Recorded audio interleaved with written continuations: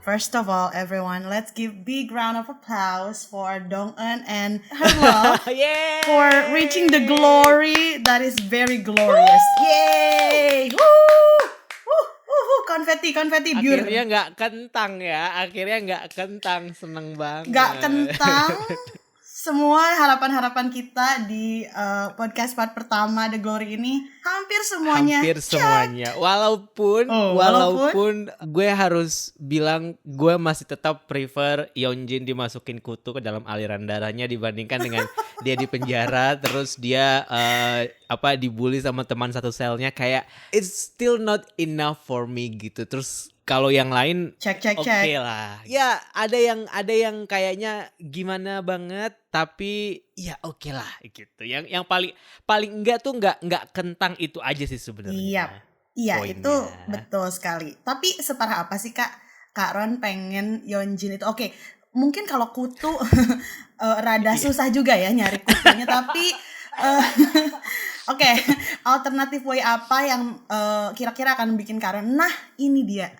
That's what I'm talking about. That's the revenge that I'm talking about. Apa tuh? Mungkin sebenarnya apa yang dia rasakan sekarang ini tuh udah cukup apa ya, kayak parah gitu ya, bisa dibilang udah cukup menyakiti lah. Udah cukup membuat dia kehilangan dan tidak punya siapa-siapa gitu. Kayak dia dihianati pada akhirnya oleh ibunya sendiri, terus juga suaminya nggak berpihak sama dia kehilangan anaknya, terus teman-temannya juga nggak ada yang, pada akhirnya persahabatan ini emang persahabatan bohong-bohongan gitu. Terus juga yang berujung ke ya dia dipenjara dan dimasukin ke dalam sebuah sel yang isinya adalah orang-orang yang juga ngebully dia gitu. Kayak sebenarnya secara hukuman tuh kayaknya memang sudah ini ya, udah klop gitu ya, udah kayak dari segala sisi, segala lini tuh udah menyerang Park Yeonjin gitu. Tapi mungkin itu karena tidak divisualisasikan secara langsung, secara gamblang seperti bagaimana mereka membuli Dong-eun, itu yang jadinya kayak kita butuh waktu untuk berpikir dan mencerna bahwa iya, Yeonjin ini sudah sangat menderita pada akhirnya gitu. Kayak orang-orang yang kayak aku nih, bukan orang-orang sih, mungkin aku doang kali ya, yang comfort movie-nya adalah Final Destination gitu. Kayak I need something you need to see blood, kan? I need something explosive gitu loh. There kayak you go. I need this Yeonjin kayak matanya keluar satu kayak, atau otaknya berceceran gitu, kayak gitu kayak I need that visual. Kalau ujungnya berubah jadi slasher, genre ini kayaknya kamu akan lebih happy. Gitu. Kalau genrenya slasher, I will enjoy this so much. Tapi ya pada akhirnya setelah mendengarkan pendapat beberapa orang, membaca-baca komentar-komentar di sosial media, itu yang pada akhirnya membuat aku merasa bahwa iya, ini memang hukuman yang paling tepat buat Yeonjin gitu. Karena ya itu tadi banyak hal yang pada akhirnya membuat dia jadi sesengsara itu gitu. Ya tapi kan standar orang buat nontonnya kan pasti beda-beda ya. Betul. Cuman drama ini menurutku menyampaikannya dengan sangat bagus gitu. Karena kalau misalkan mungkin akan jadi sangat cheesy kalau misalkan semuanya dibuat mati konyol kayak Jaejun gitu misalnya. Kayak aku pikir Jaejun tuh agak membingungkan gitu ya. Yang pertama, dia pakai tetes mata, terus dia nggak bisa ngelihat, terus dia ketabrak, tapi dia bisa sampai di ketinggian entah berapa, naik tangga tuh gimana caranya gitu. Kayak aku pikir itu sebuah hole yang agak mengganggu juga. Nggak bisa gitu kalau misalkan emang dia harus jatuh ke dalam cor-coran itu gitu ya. Kayak jangan sampai dia naik ke atas ketinggian gitu, kayak gimana naiknya, kok dia kan nggak bisa ngelihat. Itu doang sih. Maksudnya kayak ya semuanya mendapatkan balasan-balasan yang paling nggak setimpal gitu. Walaupun dibandingkan dengan semua kejadian yang menimpa si persahabatan palsu ini, yang paling epic masih tetap ditusuk pensil sih. Itu kayak I don't even realize that pensil tuh bisa berbahaya itu gitu. Di tangan seorang Sarah tuh bisa berbahaya gitu. Iya, kalau teler mungkin tenaga untuk tusukan dia lebih kencang sih kayaknya nih. Pas nonton part itu aku langsung wah, Karon ini akan bereaksi lebih nih. I was imagining your reaction. Aku pas adegan itu kayak Pak polisinya kan bilang kayak jangan dicabut loh, cabut aja. Cabut aja. Biar kemana-mana darahnya. Iya, it's a blood show. Sebelah show gitu kayak wah. Tapi iya sih, bener sih. Untuk Jaejun sedikit plot hole, tapi yang aku senang juga adalah yang ngeberesin Jaejun itu kan Dong Eun bilang kan, ternyata yang dendam sama dia tuh bukan Iya. gua doang gitu. Dan dia akhirnya diberesin sama ayahnya si anak itu sih. Dan I would like to call him ayahnya. Dan aku pengen banget bilang bilang selamat ke Doyoung atas apa yang dia dapat di akhir. Dia bebas dari istrinya yang toksik. Dia mampu untuk membebaskan diri dan menyelamatkan hal yang paling berharga buat dia, walaupun dia tahu itu bukan darah daging dia, dan itu gak apa-apa. For me it's okay. That's his win. So like congrats Doyoung. And he can be everyone's daddy now. Exactly. Oh my god, I can volunteer loh. Like everyone have the same I'm comment. sorry. Like everyone, Yes. everybody have the same comment. Please be my Daddy, daddy. I can take care of the kids. I mean, you're a she's teacher. so nice, right? Satu hal lagi sih Kak yang bikin series ini menawan bagi aku tuh nggak cuma cara mereka plotting revenge-nya dengan rapi, tapi juga subplot dia yang dimana romansanya tuh nggak mengganggu tujuan utama cerita ini. Gitu. Jadi justru ya kan dikemas sedemikian rupa sampai penonton jadi merasa ini tuh perlu bener. gitu. Karena kalau menurut aku ini tuh salah satu tujuan Dong Eun juga untuk merasa bebas mencintai dan peduli sama orang dengan bebas, itu salah satu tujuan dia. Mekarnya dia tuh itu gitu. Jadi ketika dia berani bilang sarangheo atau mencium atau kasih affection pokoknya mengekspresikan perasaan dia, to show affection, that's it. Itu mengindikasikan bahwa akhirnya hidup dia tuh dimulai gitu loh. Akhirnya si 19 tahun anak 19 tahun ini sekarang udah bisa mencintai orang. Itu tuh menurut aku itu keren banget. Banyak hal yang bisa dibongkar sih dari part 2 ini, kayak salah satunya adalah hubungan Dong Eun sama Yojong itu. Karena sebelumnya kan kita sempat bilang kalau misalnya ini kalau dia nggak beralasan banget, kalau dia cuman bucin doang nih jadi nggak seru nih gitu. Dan mereka tuh benar-benar menyiapkan part 2 ini tuh sebagai jawaban untuk semua pertanyaan yang ingin kita ketahui dari part 1 gitu. Terutama adalah kemunculan si Yojong ini yang bahwa ternyata dari awal tuh memang dia pun punya misi kemanusiaan buat si Sohee gitu, dan bagaimana pada akhirnya Dong Eun dan Yojong ini disatukan oleh si Sohee ini gitu. Seseorang yang bahkan udah nggak ada lagi di dunia ini, yang kasusnya dianggurin selama 18 tahun gitu, tapi justru dari situ Dong Eun tuh menemukan banyak sekali hal, termasuk pembalasan dendamnya ini gitu, kayak berangkat dari pengalaman dia dari masa SMA-nya dia, dan kemudian itu pun yang menyatukan dia dengan Yojong, yang pada akhirnya itu tadi yang kayak kamu bilang, kayak membuat dia jadi bisa menemukan sisi lain dari perjalanan balas dendamnya. Iya, mereka gitu. tuh they are each other's purpose gitu loh. Nggak cuma mereka menemukan satu sama lain untuk memenuhi misi mereka masing-masing, tapi secara manusia juga Dong Eun find him as that's my cleansing. Dia tuh pembersih saya, nggak algojo saya, tapi juga my dia tuh ibaratnya facial wash-nya gua gitu, yang akan menyelamatkan gua dari keterpurukan itu dia. Walaupun dia mungkin awal-awal akan berniat akan meninggalkan kan.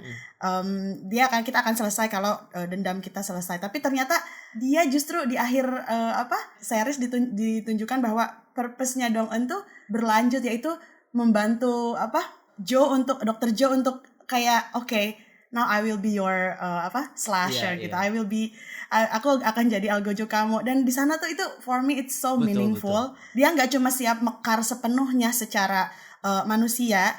Dia dan Sohee itu kan dia bilang kan di makam Sohee, kita berdua sudah 19 tahun sekarang. That is so beautiful. Dan dia juga punya purpose lain dalam hidup, yaitu untuk mencintai orang ini gitu. Dan juga membantu dia menyembuhkan luka-lukanya gitu. Betul. That is so deep buat aku. Dan aku tuh suka banget persahabatan palsu ini sampai akhir nggak dikasih kesempatan buat para penonton untuk bersimpati sama mereka. Betul. Sih? I love that. Emang luar dalam tuh mereka ya udah rotten aja, busuk. Dan itu menggiring kita para penonton. Ini aku pribadi ya, but I'm sure like everybody will, I think, okay, Mal, Miss Rizky, check, retweet, itu menggiring kita untuk kayak sepenuhnya merestui perbuatan Dong Eun sampai akhir. Dan kan dia melakukan serangkaian balas dendam itu tuh hanya dengan bermain dengan sifat-sifat busuk mereka kan. Ya kan, dia tahu pematik apa atau celah mana yang bisa dia korek-korek, dan mereka akan bergerak sendiri untuk menuntaskan kehancuran mereka gitu. Dan dia secara hukum tangannya tuh bersih. So I love that. She really studies them for a long time so that she can puppeteer these people, you know, dia bisa membuat mereka tuh jadi boneka dia. Betul. Gitu. Itu sih yang menurut aku sangat keren. Dan ini Kak Ron kalau inget-inget film Captain America The Civil War, you watch that of course. It really the way she moves, the way she does her revenge itu kayak si Zemo, tau nggak, Baron Zemo di Civil War. Dan dia itu pokoknya pasang sumbu dalam Avengers sehingga nantinya mereka pecah belah sendiri. Bahkan coba saling bunuh kan. Nah itu dia bahkan nggak punya superpower secara ini ya, kayak itu film superhero, tapi dia orang biasa yang berhasil memporak-porandakan Avengers, terutama Tony sama Captain America. Sorry ini jadi kemana-mana. Tapi poinnya adalah that's great. That type of revenge is so perfect, epic sekali. Naskahnya tuh beneran kayak ditulis dengan sangat baik, dan kayak Kim Eun-suk tuh living her big name gitu loh, kayak dia tidak mengecewakan sama sekali di sini. Karena kalaupun misalkan ada drama-drama dia yang banyak gitu drama dia, tapi nggak semuanya tuh sampai di level kepuasan seperti nonton The Glory ini gitu. Kayak setelah Secret Garden menurut aku belum nonton ini ya, belum nonton Mr. Sunshine ya, jadi aku masih belum bisa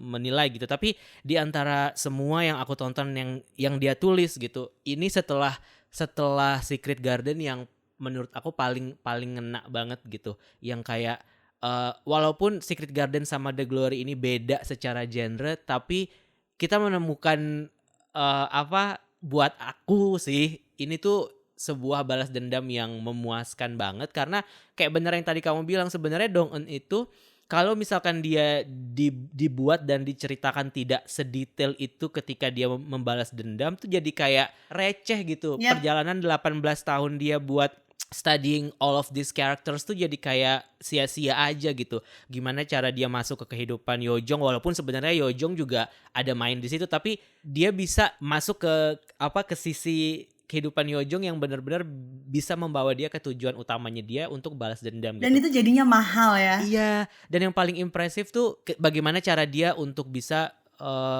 mempesona Doyoung sih menurut aku. Dan di sisi lain juga Doyoung untungnya bukan sekedar kayak orang kaya bego gitu. Kayak aku selalu bilang orang kaya bego gitu. Maksudnya dia tuh sosok yang he's rich gitu, di saat yang sama juga dia sangat logis gitu. Dan walaupun dia tidak deny bahwa sebagai orang kaya dia bisa melakukan apapun dengan uang yang dia miliki, tapi setidaknya dia tidak dikontrol oleh itu gitu. Dia masih punya sisi-sisi yang kita tahu jelas bahwa sejak awal dia tuh orang baik gitu. Dia tuh punya tujuan yang mulia untuk membesarkan anaknya yang kayak tadi kamu bilang, walaupun itu bukan anak kandungnya dia gitu, bukan darah dagingnya dia gitu. Dan itu yang membuat dia jadi kayak berbeda dari sosok yang lain gitu. Dan heroik, tapi menurut aku dia hero yang dia unsung hero-nya dari The Glory ini sih. Karena kalau dia nggak bertindak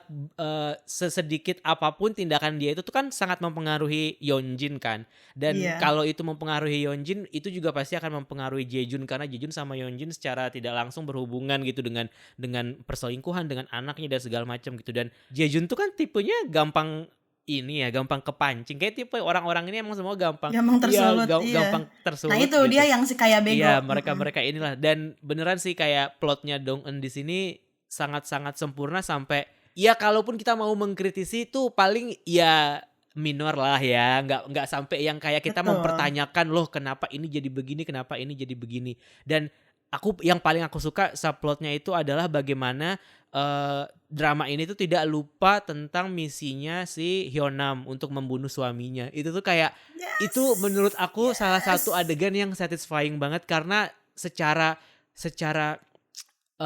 dia sebagai korban, dan sebenarnya kan kalau aku yang jadi korbannya gitu, aku nggak apa-apa deh mengotori tanganku sendiri untuk membunuh pelaku ini gitu. Tapi semesta membuat Hyunam tuh jadi kayak benar-benar bersih gitu, kayak dia sebagai korban tapi pada akhirnya kita akan bisa tetap rooting sama dia tanpa dia yang jadi pelaku pembunuhannya gitu. Kayak Betul. that was so Dia smart. dia cuma he's just leading him Iya to that benar. direction, Dia to cuma that kasih hole. pancingan dan sampai akhirnya Membiarkan mati suaminya sendiri gitu. untuk mati ya, jadi korban keserakahan dia sendiri. Adegan waktu di rumah sakit yang akhirnya yang dia konfirmasi itu suaminya, kayak dia sempat nangis breakdown tapi kayak kemudian dia ketawa tuh kayak this is so That is so satisfying. epic. That's so epic beneran, Itu kayak keren wah. banget. Karena itu emosi yang kayak aku pun sebagai penonton agak sulit untuk mentranslate-nya gitu, karena sebenarnya dia tuh benci tapi masih ada sedikit rasa sayang gak sih sama ayah dari anaknya ini gitu. Jadi ketika dia akhirnya menemukan suaminya mati sesuai dengan apa yang dia inginkan tanpa dia harus mengotori tangannya, itu kayak ini tuh memuaskan, cakep banget, tapi melegakan, cakep banget. tapi juga Dan sedih. aku ngelihatnya kayak betul. Aku ngelihatnya ibu Ajuma ini tuh ketika dia ngelihat jasad suaminya, dia sendiri tubuhnya kayak bingung, she is overwhelmed, dia kewalahan untuk harus merasa relief harus lega harus sedih. Nah itu tuh bercampur jadi satu, jadinya kayak gitu. Dan portrayal dia cakep banget. Ini cast-nya emang oke banget ini sih. debak sih, oke sekali sih, hebat. Doyong juga kebawaan dia yang tenang ya kan, dia tuh nggak jadi kontras gitu, ngeliat Doyong lalu ke Jejun lalu ke Doyong, itu tuh bikin series ini tuh makin kaya karena dinamika antar karakter, setiap karakternya itu ditulis dengan kuat dan ditulis dengan indah sih menurut aku. Walaupun Yeonjin jahat tapi tetap she is written beautifully gitu by the writer. Nggak pernah, aku udah lama nggak kesel sama karakter antagonis yang bodoh amat dia di aslinya secute apapun, pokoknya dia busuk gitu. Udah lama nggak ngerasa kayak gitu, dan Yeonjin berhasil. Pemilihan aktrisnya pun juga menurut aku sangat pas banget, mulai dari Yeonjin, Sarah, Hye-jong tuh menurut aku tiga-tiganya punya sisi evil yang masing-masing tuh berbeda gitu. Iya, Bagaimana Sarah di saat dia merasa tertekan sekalipun dia masih bisa ngasih ceramah gitu ya, bahwa kamu adalah setan, sebelum akhirnya dia nusuk. Itu kayak that was so perfect. Maksudku kayak dalam keadaan teler loh. Iya, dan alam bawah sadar orang yang udah, dia kan dipaksa untuk selalu ikut kebaktian kan, mau nggak mau kan itu pasti terbawa lah ya, walaupun misalkan dia resistan sama apapun yang ayahnya lakukan gitu, tapi kan mau nggak mau pasti dia nempel karena dia selalu melakukan itu gitu. Dan ketika dia udah masuk ke fase telernya itu jadi muncul gitu, dan itu jadi kayak apa ya, karakternya jadi makin kuat dan jadi lucu. Ini muscles memory dia membuat dia jadi kayak dia jadi preachy gitu, dia sempat berdakwah. Kayak itu tuh benar-benar lucu banget setiap kali dia ngeluarin ayat-ayat itu kayak wah, ini manusia ibu kota nih kayak gini nih. Iya benar. Nah itu dia. Karena ingat gak sih di podcast The Glory kita sebelumnya kita ngomongin tentang Myung-go yang kalau mati gitu aja gak rela sih. Ingat gak ya kan? They explain it really well. Betul. Dan fakta bahwa kematian dia tuh jadi salah satu fuel besar untuk ngobrak-ngabrik si persahabatan palsu ini. Aku sekarang jadi gak komplain lagi sih. Iya bener. Yes, eksekusinya bagus banget. Don't start with Myung-oh, dia memulai pembalasan dendamnya dengan approach Myung-oh, dan cerita ini diakhiri dengan reveal-nya pun dari situ gitu, dari where she started gitu, kayak seolah-olah dia memang sudah tahu bahwa Myung-oh ini punya peran besar dalam pembalasan dendamnya dia gitu. Iya, dia jadi bensin, betul. Dongan jadiin Myung-oh jadi bensin untuk eksekusi semuanya. Wah, emang secara yang dialami Myung-oh-nya sendiri menurut aku nggak seperti gimana banget lah gitu. Betul. Karena dia mati pertama dan itu pun juga kayak nggak terlalu menyakitkan. Nggak terlalu menyakitkan gitu. Tapi aftermath-nya itu loh yang kayak pada akhirnya betul. Wow, gara-gara kematian si Memento Mori ini gitu. Memento Mori. Dia langsung iya sih itu that's a great direction really. Aku pengen tepuk tangan banget langsung Lagian kan itu kekhawatiran yang aku ingat banget aku mention itu terus kita bilang iya ya kok gitu doang sih gak banget sih ini dia kayaknya belum mati nih ini and he did die but then and they then explain it with the memories gitu loh kayak dengan flashback kenangan-kenangan dia yang pada akhirnya elaborasinya jadi penting. Elaborasinya tuh enak gitu. Dan itu nggak membuat kita, maksudnya ada banyak adegan flashback di drama ini yang kesannya kayak loncat gitu, tapi nggak terlalu membuat kita bingung gitu. It's put together so well sebenarnya. Dijahit dengan pada saat ngalaminnya, bagus, betul pas ngalaminnya loh kok ini agak jumpy ya, agak ngebingungin jujur aja. Tapi oke. Jadi ketika dibungkus ini maksudnya. Iya, sama kayak waktu adegan Yeojong ngambil di kakinya Yeonjin yang waktu dia masuk ke klinik dia ngambil satu DNA itu yang buat dimasukin lagi ke kukunya Myung-oh. Itu tuh kayak awalnya merasa ini terlalu berlebihan gak sih gitu. Iya, aku ngerasa apa ini secara medis mungkin gitu kan. Tapi ternyata ya pada akhirnya it works gitu. Betul. Selalu ada kekhawatiran di di beberapa episode yang bentar, ini kayaknya too good to be true. Ini kayaknya terlalu fairy tale nih. Tapi pada akhirnya kita akan menerima karena reasoningnya itu cara mereka si penulis menyambungkannya ini ke adegan yang lain itu menurut aku lumayan rapi gitu. Dan ingat gak kita dulu ngebahas di part 1 bahwa kita tuh pokoknya pengen The Jahanam 4 ini kita sebut saja si Jahanam 4 ini tuh untuk harus the J4 Jahanam 4 harus sampai menyesal sampai kayak berlutut ke Dong-eun gak sih? Tapi sebaliknya di sini mereka digambarkan sampai akhir juga masih syaiton gitu, masih antagonis. Gak ada mereka satu sedikit adegan aja yang mereka tuh sorry, yang mereka tuh menyesal gitu. Ada sih, tapi itu pun juga kayak dia punya misi tersendiri kan karena dia takut bakal tapi tidak sincere gak sih? Sincere gitu. Cuman kalau nggak ada adegan Haejong minta maaf sama Dong-eun itu pun kayak Dong-eun juga nggak bisa masuk ke bagaimana dia brainwash Haejong untuk mau membalas dendam dia membalas dendam dirinya gitu. Kan adegan itu akhirnya jadi sebenarnya berguna gitu. Dan bahkan sampai akhir pun si mantan mertuanya Haejong pun tetap berguna gitu kan untuk memindahkan tahanan yang cowok laki-laki yang ngebunuh bapaknya Yeojong kan. Nah itu aku pikir kehadiran ibunya itu nggak terlalu signifikan ya pas awal-awal tuh ternyata dihadirkan lagi sampai wah ini sampai sedetail itunya mereka memikirkan fungsi dari setiap karakter walaupun karakternya minor gitu. Iya dan kayak mereka memberikan banyak kontras gambaran orang-orang kaya gitu kayak bagaimana orang kaya yang punya power, bagaimana orang kaya yang memang punya power tapi dimanfaatkan untuk kebaikan, bagaimana orang-orang kaya yang memang insecure dengan dunia gitu.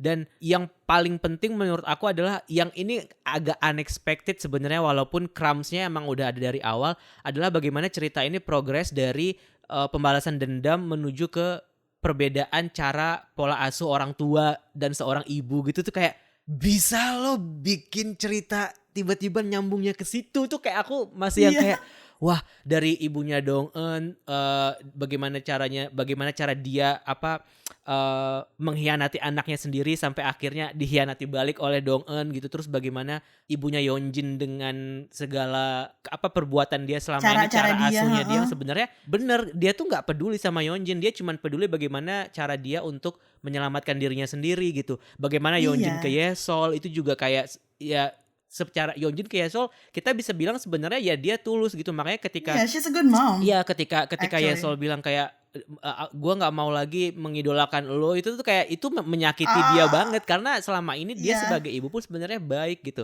Terus Hyunam ke Sona juga gitu kan, bagaimana dia mau melindungi anaknya supaya bisa mendapatkan kehidupan yang lebih baik. Dan yang paling terakhir aku nggak nyangka banget sih yang waktu adegan ibunya Yeojong yang bilang please selamatin anak gue, itu kayak dari Sona. Wow itu kayak everything's now makes sense gitu bahwa semua ini terjadi sebenarnya memang tidak sepenuhnya salah anak-anak ini gitu. Ketika kita ngomongin soal anak yang tukang bully, ya kita harus ngelihat ke orang tuanya Ya, gitu. see the Iya roots, kan, ya, see the rootsnya, betul upbringing betul. gitu. Apa yang membuat Yeonjin pada akhirnya berani melakukan semuanya itu ya karena selama ini orang tuanya itu enable her to do that gitu. Selalu melindungi dia, iya. Dia merasa secara hukum dia tidak bisa disentuh gitu. Itu sih kayak wah itu Iya, that's a great point, Kak. Thank you so much for bringing this up. Itu part terbaik dari The Glory menurut aku karena nggak nyangka aja pada akhirnya kita bisa dibawa ke situ gitu, dan this script, this story is the best Netflix original so far from K-drama menurut aku. Even Squid Game cannot beat this one sih. Cannot beat this one. Even though I love Squid Game. Yeah, I love Squid Game. I love Squid Game dengan segala berdarah-darah dan plot twistnya. But The Glory ini too real buat gue untuk di-ignore gitu. Kayak ini adalah gambaran bahwa kalau kita melakukan kesalahan sebagai orang tua, parahnya tuh kayak gini gitu. Makanya jangan punya anak kalau nggak siap. Terus satu poin yang bikin kita percaya juga, nggak semua orang tuh pantas jadi orang tua gitu. Ya, nggak semua orang pantas dititipin anak, karena kalau lo kayak ibunya Yeonjin, contohnya ya anaknya juga kayak Yeonjin. Iya, gitu terus kan. ibunya Dong-eun juga kan kayak gitu.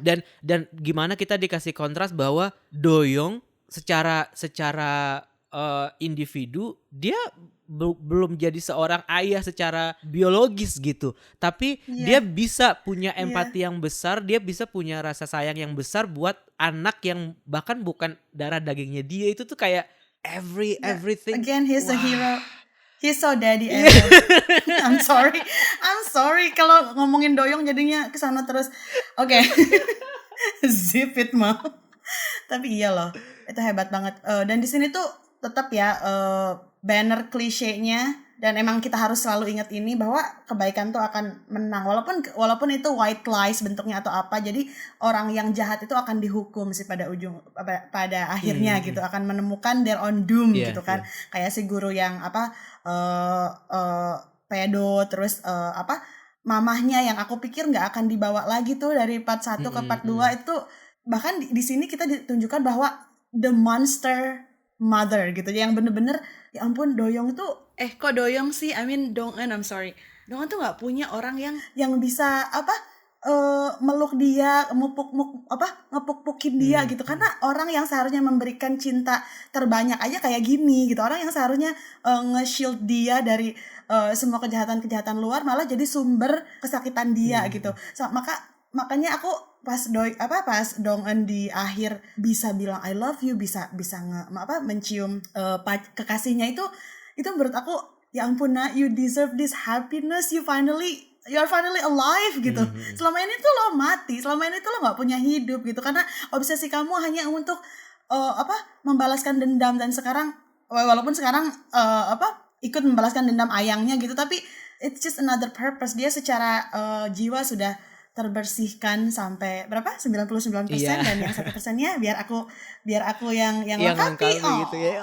That is so sweet. Betul. That should be cheesy in some way kalau misalkan pengemasannya gagal, tapi ini enggak. Iya, benar. Apa sih 99%, 1%? Wow. Bener. But this one works. Iya, benar. Kayak di samping itu juga aku suka banget sama aktingnya Lee Do-hyun di sini. Kayak bukan banyak. Ada artikel yang bilang kalau hubungan mereka berdua di drama ini tuh questionable gitu, kayak dikritik lah ibaratnya gitu. Tapi kadang-kadang aku merasa kayak apa sih yang orang-orang ini pikirkan dari hubungan antara dua orang ini, kayak kenapa mereka sampai harus memberikan kritikan seperti itu gitu. Karena setelah aku nonton kayaknya nggak ada yang terlalu diromantisasi berlebihan gitu. Maksudnya kayak apakah karena aktornya berbeda usia dan segala macam atau gimana. Kayak menurut aku that's the charm dari Lee Do-hyun dan dengan lawan mainnya sebagai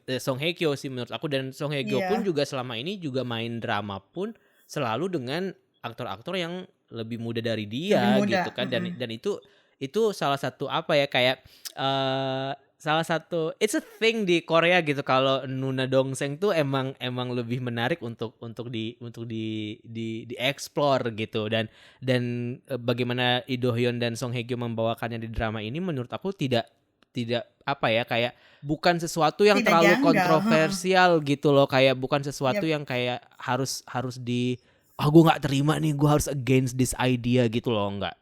They seems Yep, I'm fine, with you. they're okay sih Yep. menurut aku. I'm with you. 이 복수가 끝나면 문동훈 씨는 행복해집니까? 기어이 여는구나. 상자를.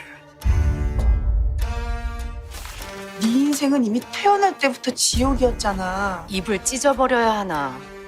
뭐? 환영해. Dari tadi kan kita udah ngomongin tentang the charm, the best part of this series. Sekarang aku sih ada komplain sedikit tentang lebih ke masalah teknikal Apa ya. tuh? Kayak menurut aku warna darah, I have a big problem with the color and the texture, and also the way they put bloods in this series. Ada beberapa yang memang, ini kekentalannya, ini emang sih kalau emang udah- Kekentalannya, Iya, wait. for real. Who are you, Ini Miss kalau Rizky? dari Who the hell are you now? aku tuh sebenarnya this guy sebagai guru tuh sebenarnya aku tim forensik ya teman-teman. Jadi guru tuh ya that's just my other character gitu. No, I mean kita kan udah, come on, you love slasher Iya, movie, iya, right? iya. You've seen like different type of production. Jadi dari punyanya Indonesia, luar negeri, Hollywood segala macam.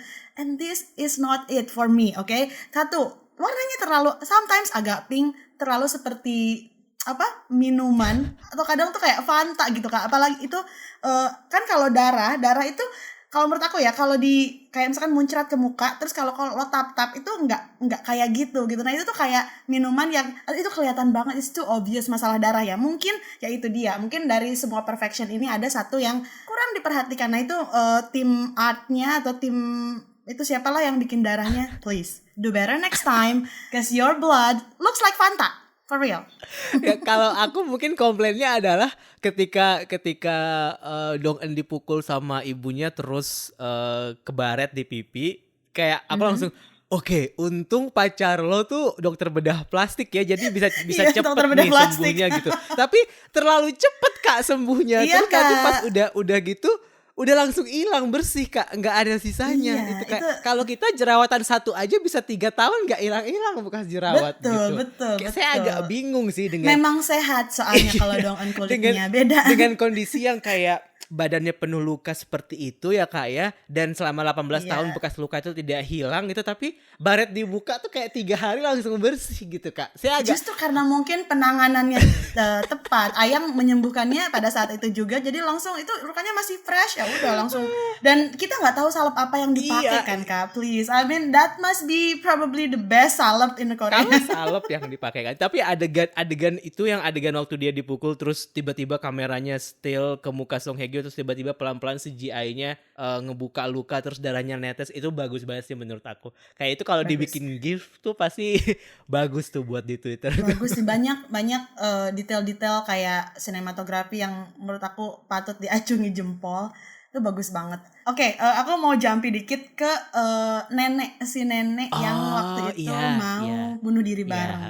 Itu sendiri cara mereka hadirin karakter nenek itu. Itu Terus tidak selama ini terduga kita banget sih menurut bingung, aku. Kok iya dia kok cuek-cuek nolong ya, kok dia kayak tahu Dong En, dan dia di ujung ditunjukkan bahwa she's been around for so long. Iya. Dan Dong En tuh mungkin terlalu sibuk dengan Rencana pembalasan dendam dendam dia, iya.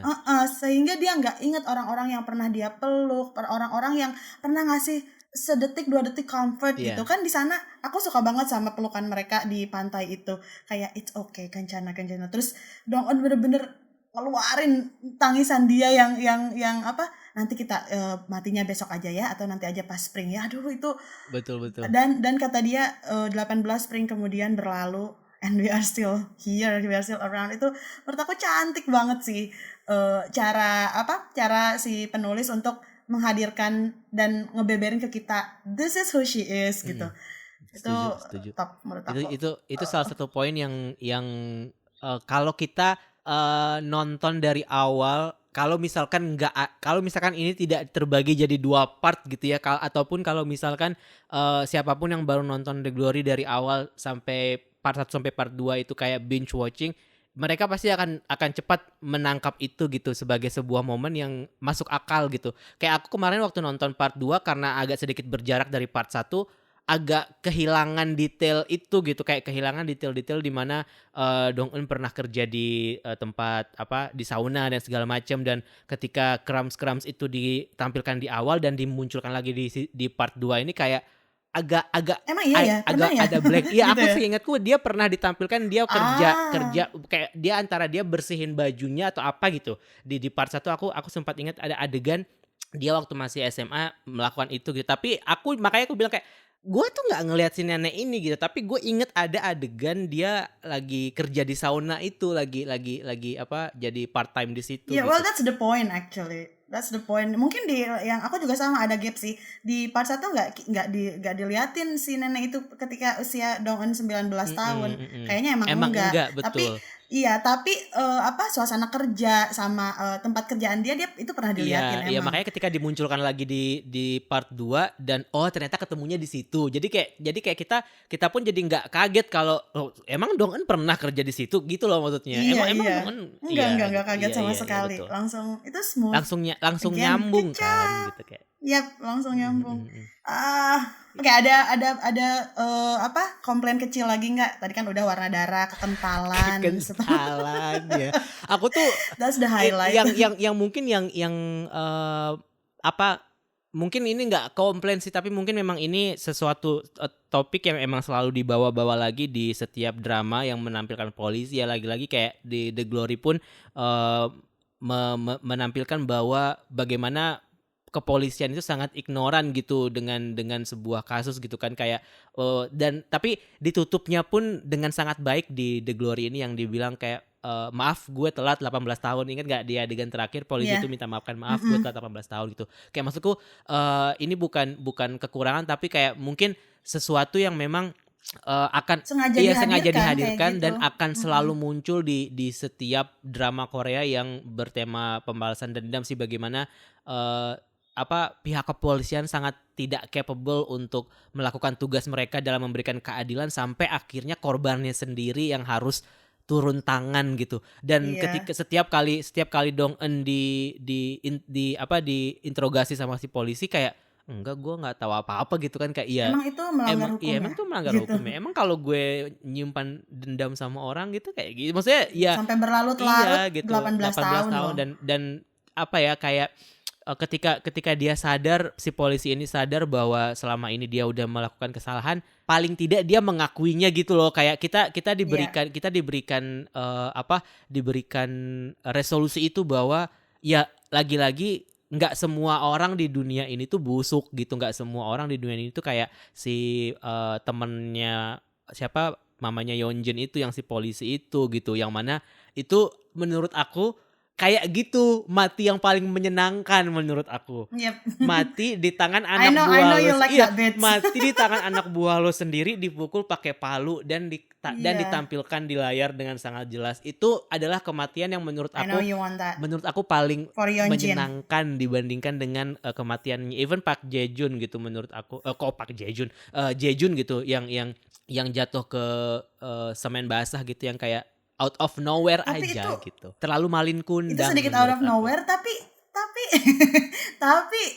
menyakitkan banget Menyakitkan itu. sih. When you cannot see and you cannot breathe. Iya. Dan of orang-orang course. mungkin akan nemuin lo beberapa tahun kemudian, and that's And maybe That's enough for people will Jae-jun. not realize that dia udah jadi lantai di sebuah gedung gitu, maksudnya kayak iya. Mungkin akan ketemu 100 tahun kemudian dia Wah. sebagai relik gitu. That's so funny ketika nanti pas tukangnya datang besok pagi terus tiba-tiba dia mau masang lantai gitu kan, kok tiba-tiba kok ada Iya kan? tekstur aneh, ada kayak ini kayak hidung ya, kayak apa ya? Ini kayak orang Kayak ya. orang gitu. Ini jempol nih. Dibongkar langsung. Wah, Iya. Olin Kundang. Paling Iya. kundang Itu bener sih. agak out of nowhere caranya. Kenapa dia bisa Kenapa ke atas dia bisa juga ke aku atas agak itu sih. mungkin aku miss sih. Aku miss mungkin. Ya gak sih Kak? Mungkin dia kayak kan ketabrak tuh, dia kan ketabrak Dia truk, ketabrak, bang. ya Makanya kan. iya. Terus dia keluar Dia dari mobil. coba lihat deh darahnya Jejun. Oh my god, no. Iya. It's almost purple, pink tua gitu. Karena itu Oke, mungkin terus itu ke atas, mungkin karena pencahayaannya di tempat itu juga agak gelap kali ya. Jadi ketika mereka melakukan color grading tuh jadi kayak apa yang harus dikorbankan nih, warna darahnya atau environmentnya yang meyakinkan. Iya. Mungkin itu kali pertimbangannya. Atau kalau misalkan dia mau ya, tapi masa sih setidak profesional itu, aku pikir kayak Netflix loh iya, ini. masa nggak ada ya kan, masa nggak ada trial and error. Iya, Yuk betul, kita betul. bikin satu adegan dengan cairan darah ini. Mana darahnya? Even they can Kurang bagus nih kalau CGI dibikin everything gitu maksudku, kayak Right? iya betul. CGI aja Iya, everything. bener-bener. No, Dan I itu mean, itu cuma minor aja dan itu nggak ngeganggu sama itu sekali nggak ngeganggu sebenarnya. sih, bener-bener. Cuma kayak aku mempertanyakan kayak nih orang emang kuat banget ya, udah ditabrak tronton pun masih bisa gitu berjalan sampai ke Iya. atas dengan kondisi mata yang tidak bisa melihat. Itu sih kayak ya itu agak Dia naik, mungkin dia makin naik karena kan dikejar Doyong. Itu Doyong kan? Right? The Thai. The Thai, iya kan? I remember. The Thai kan di akhir ketika Doyong sama Yesol jalan-jalan di airport, langsung di shot beberapa detik Iya, diam iya. dulu di thighs-nya di dasinya si Doyong. Itu langsung ngasih tahu kita that's him. I love. Aku suka nih kalau orang kaya memanfaatkan uang dan kekuasaannya dengan sangat lincah dan baik hati kayak gini. Iya. Kayak, baik hati padahal dia ngebunuh orang tapi nggak apa-apa. Dia Nggak apa-apa bunuh orang karena sih. dia Doyong. Karena dia Doyong, karena dia Yesol's daddy. Anyway, kalau ada nanti legasi ini usaha untuk mengalihkan perhatian. Kalau nanti ke depannya akan ada legasi kelanjutan dari series The Glory ini, misalkan dari point of view-nya Yesol atau nanti kan gimana Yesol harus hidup di bayang-bayang ibunya yang dia kan cukup besar ya untuk mengerti semua itu gitu loh pada saat dia pindah sampai dia ya itu mampunya anak kecil kayak gitu to burn the mom I don't want to be I don't want to be the person like you. Itu kan apa ya, untuk anak kecil bisa mengucapkan hal seperti itu berarti sakit banget. Dia malu banget terhadap ibunya gitu. Nah, buat dia untuk bisa hidup dalam bayang-bayang itu, terus mungkin suatu saat ada sedikit flashback yang menunjukkan bahwa kamu tuh bukan anaknya Pak Doyong loh gitu. You're not your daddy's daughter. Terus itu akan that would be interesting gitu. Bisa diambil dari siapapun sih, bisa dari anaknya Ajuma yang sekarang I'm just hoping ini lebih ke kayak please ini tuh harus dijaga, ini tuh bagus banget seriesnya, dan ketika kamu mau nanti bikin terusan-terusan yang bentuknya spin-off ataupun prequel, sequel, I'm open for that. I will be there watching it gitu loh. Aku nggak mau ini berakhir Kak. This is too good, tapi at the same time nggak perlu juga diteruskan. Betul. You know, that's so conflicted Because gitu. At the same time, sometimes nggak boleh ini kalau udah perfect segini tuh nggak boleh diganggu gitu. Why would you mend something that is not broken gitu? Yeah. Sometimes the good material doesn't need continuity kan. Kadang-kadang sesuatu kayak ya udah cuman satu aja udah cukup. Kayak misalkan banyak yang bilang harusnya tuh ada La La Land 2 gitu. Enggak, La La Land itu cuma cukup satu, karena menurut gue itu tuh udah nggak semuanya tuh udah prequeling gitu. berakhir di situ gitu, bahwa masing-masing sudah punya kehidupan masing-masing, dan ya sudah gitu, pada akhirnya bagaimana mereka menjalankan kehidupan yang sekarang adalah yang lebih penting dibandingkan kayak mereka harus hidup dari what if itu gitu. Jadi kayak iya, tapi aku I'm torn. Kalau misalkan nanti produksinya bagus atau sebagus ini bukan lebih, I'm fine. As long as produknya atau naskahnya sebagus ini, if they will make it like 5 seasons or so, terserah lu deh gitu, selama lu menghasilkan dan uang. jangan terlalu dekat juga. Jangan sequel deh. Spin-off. Asal bagus aja sih menurut aku naskahnya. Selama naskahnya sedetail ini, serapi ini menurut aku oke. Sebenarnya kalau mereka akan bikin kelanjutan atau entah itu spin-off atau prequel, aku rasa Yojong akan lebih masuk akal sih untuk diceritakan, karena dendam. Aku ngerasa setiap surat yang dikirimkan oleh si pembunuh itu tuh kayak feeding his trauma gitu, dan itu gimana dia bisa menghadapi itu semua dan still bisa jadi dokter gitu. Maksud gue kayak itu kan Wah, itu kan iya bener, sebuah that's a good ya kan material, sebuah ini yes. kan sebuah perjalanan such a story gitu yang untuk bisa dikembangkan gitu. Bagaimana dia menghadapi trauma-trauma itu, dan Yojong tuh terlalu calm menurut aku untuk sosok seseorang yang punya Yang penuh trauma luka dan ya. penuh luka gitu. Tapi ya kadang-kadang ya kita tidak bisa melihat trauma seseorang dari bagaimana cara dia berjalan atau bagaimana cara dia bersikap gitu kan. Dan itu adalah sebuah cerita yang bisa dikulik dari seorang Yojong sih, karena ketika dia sudah memutuskan untuk oke, gue akan jadi Algojolo, means dia punya luka yang sangat dalam gitu. Dan ketika dia minta izin sama ibunya pun, ibunya kayak nggak berpikir dua kali gitu loh, kayak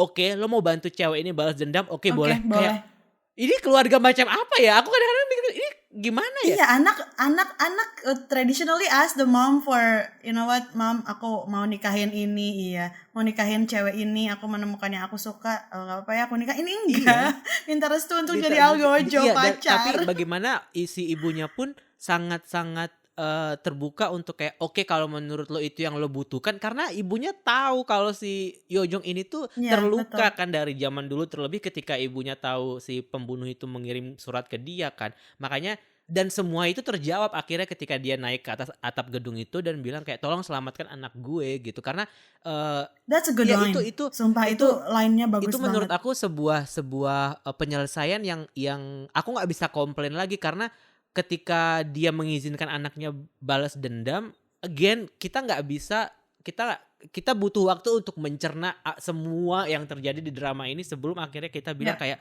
kok gitu. Nah itu penjelasannya itu aku akhirnya dapat sendiri bahwa ya dia sebagai seorang ibu, dia tahu bagaimana penderitaan anaknya dan dia akan melakukan apapun untuk supaya anaknya itu bisa merasa lebih tenang dengan hidupnya dia. Termasuk itu bentuk-bentuk rasa cinta termasuk seorang ibu. Walaupun itu aksinya adalah balas dendam gitu, dan menurut aku semua jadi masuk akal sih kayak itu yang potensial prequel atau sequel menurut aku sih. Jadi that's a good point actually. Yes, aku on board sih kalau itu di suatu saat dijadiin. Dan kembali lagi ke poin Kak Ron yang gimana upbringing itu atau pola asuh seorang ibu tuh akan menghasilkan anak-anak yang sesuai pola asuh lo gitu. Nah itu juga sama, Yojong juga itu hasil dari ibunya yang orangnya tuh tenang, easy going. Padahal di balik senyumnya, di balik jokes-jokesnya itu tuh mereka tuh orang-orang yang terluka gitu. Tapi gimana mereka masih bisa mengesampingkan pekerjaan dengan perasaan pribadinya yang aduh itu hancur sih, anak diperlakukan kayak gitu sama pembunuh suami lo gitu tuh, itu kan itu berat gitu, that's heavy. Tapi karena that family dan ibunya mungkin selalu instill bahwa when it comes to goodness, kita harus fokus. Kita sebagai dokter, kita harus profesional dan tetap bisa menjadi orang baik loh, walaupun kita punya dendam yang berat, dan itu dendamnya juga nggak apa-apa untuk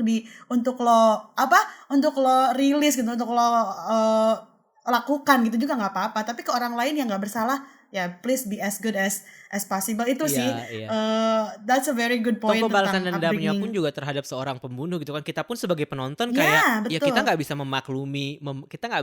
memaklumi itu gitu apapun yang terjadi gitu. Dan ya menurutku kayak Yojong ini juga bisa diberikan satu season sendiri, karena si psikopat ini also he has backstory tuh kan, kayak gimana kenapa dia bisa senyum ketika dia disidang, kenapa dia bisa ke-trigger cuma gara-gara mie instan gitu yang kayak I need the full story of this psikopat sih sebenarnya. I want that now. Now you bringing that up, I want that right now. Ya aku please writer name.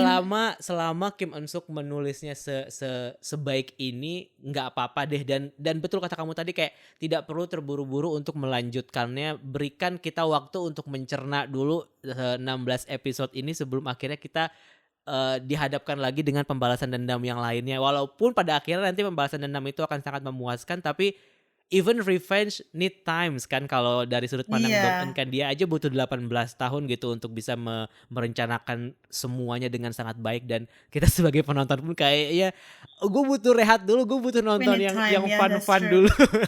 Karena walaupun sebagus apapun kalau nantinya jatuhnya draining gitu itu juga Iya, nggak seru nggak jadinya. seru, benar. Dan hype-nya si part 2 ini masih butuh waktu untuk buat dia Sink in dulu ya. dibicarakan orang Iya, dulu. betul, Iya, betul. just let that be in the Iya, world. dan Bahkan di mana-mana ini number one, nah that they deserve ya, it. dan aku Every suka one of them. bagaimana platform ini kemudian maksudnya kayak mereka belajar dari produk-produk mereka yang sebelumnya gitu, kayak kan sebelumnya kan Netflix tuh ya udah gelontorin aja semuanya 16 langsung sekalian gitu. Yeah. But then Yep. Stranger Things they make Stranger Things season 4 part 1 dan part 2 and it works really well gitu, kayak mereka shifted dari ngegelontorin semua episode ke ngasih rehat dulu, dan it works again with The Glory menurut aku. Next kalau mereka akan melakukan treatment yang sama untuk sebuah cerita yang punya naskah kuat, it's gonna be Bisa nih. Iya, debak cara lagi kayak sih. gini Yeah, it's gonna be bisa, iya. a huge hit lagi sih, kayak karena ini works with Stranger Things, why don't we bring it to another product yang kita juga bisa invest lebih banyak gitu, dan it works really well. Oh my god. Ih, sumpah, it's so well, ya. Sumpah, my relationship with Netflix really come such a long way. Aku dari yang dulu sumpah skeptical, karena memang produk-produk mereka, ingat kan pada masa-masa mereka awal datang tuh nggak yang ceritanya tuh terkesan kebanyakan ya cheesy Iya, dan generic iya. lah gitu. Selalu yang sama gitu, dengan format yang sama segala macam. Mulai aku noleh Netflix secara serius itu pas mereka rilis original movie mereka namanya Annihilation, starring Natalie Portman, Oscar Isaac, dan itu menurut aku wow, Netflix punya ini gitu. Netflix punya sesuatu yang itu sebenarnya bisa loh ditampilkan di sinema, dan orang-orang akan it's a work of art gitu. Orang-orang akan suka banget. Terus dari sana mereka langsung it's escalating. Langsung ke sana aku langsung berlangganan dan segala Yeah. macam tuh gara-gara Annihilation. So good job Annihilation. Dan sekarang produk mereka memang well. Ya, makanya aku as bilang we know, The ya. Glory ini the best Netflix original so far sih, kayak dibandingkan dengan drama-drama cheesy mereka yang lain yang mereka beli dari stasiun TV Korea lainnya gitu. Yang ini yang benar-benar produk mereka benar-benar ngegodoknya dengan sangat baik, dan Yap, gue nggak digodok dengan akan sangat baik. gue akan sangat senang gitu melanjutkan subscription gue, walaupun nanti pada akhirnya kita udah nggak bisa sharing password lagi gitu. Kayak I hope that's not gonna happen though, kayak please dong Netflix, I kayak hope janganlah not. Please gitu. hear Ayolah, us. kita tuh hidup tuh sekarang terlalu banyak platform yang harus kita subscribe gitu loh, kayak show some Iya. mercy lah gitu, come on. Kalau at least kalau Yeah, misalkan hear us please Netflix. iya, kalau misalkan mau bikin subscriptionnya nggak bisa sharing password lagi, bikin murah lah kayak Disney Plus gitu. Maksudnya kayak 200.000 Ya kan? setahun gitu kan, kayak ya enak gitu. Ini Netflix mahal banget, sebulan aja bisa berapa? Nggak bisa mampu kak kita kak gitu, gimana ya? Ya tolong kakak Tolong Netflix ya siapapun yang punya didengarkan, rekanan orang iya. dalam Netflix, sampaikan keluh kesah ini supaya sharing Iya. passwordnya kalaupun di US nggak boleh, Indonesia boleh lah gitu kan. Iya, Kan di luar Indonesia- US lah Iya, biar kita Indonesia bisa tuh kan kalian anak sebentar. negaranya suka berbagi gitu kan, negara ketimuran Iya, gitu kan. Sharing is iya, betul. caring gitu. Sharing is caring. Kalau orang Amerika kan ya Kalau udah individualis, ya udah nggak masalah lah, kita kan Nggak orang masalah, Indonesia ya, iya. kekeluargaan aja lah. ketimuran kita membuat kita berbeda. Ayolah Netflix ya. Oke, ini kenapa jadi mohon-mohon ke Netflix. Anyway, that was a great talk. Yes. Puas banget dengan kerja setiap orang di kru, di cast, semuanya benar-benar terima kasih karena ketika waktu kita habiskan untuk menonton sesuatu yang bagus, yang indah, yang ditulis Satisfying. dengan dengan sangat memuaskan, itu kayak well spent aja, Iya. walaupun ini mungkin mengganggu beberapa pekerjaan ya. Kita harus binge segala macam, but that's okay karena it's worth our while. Gue gak tidur nonton ini, gue gak tidur. Gak apa-apa, Gua gak nggak apa-apa. apa-apa. Kita kantung mata sedikit kendur gak apa-apa. Gue gak bisa semulus Yojong, mukanya juga gak masalah, yang penting Gak gua apa-apa, karena kan setelah itu ada antidotnya Kak. Nonton aja langsung Kang on Earth. Kita bisa langsung ketawa-ketawa lagi setelah nangisin dong. Oh my God, that was so funny. Oke, Anyway, next ya. time kita akan muncul lagi dengan episode intermission. Kita udah punya ide sih mau bahas apa, tapi nanti kita akan spill di sosmednya podcast Ngedrakor. Dan terima kasih udah dengerin episode ini. Terima kasih. Sampai jumpa di episode selanjutnya. Sampai Annyeong. jumpa.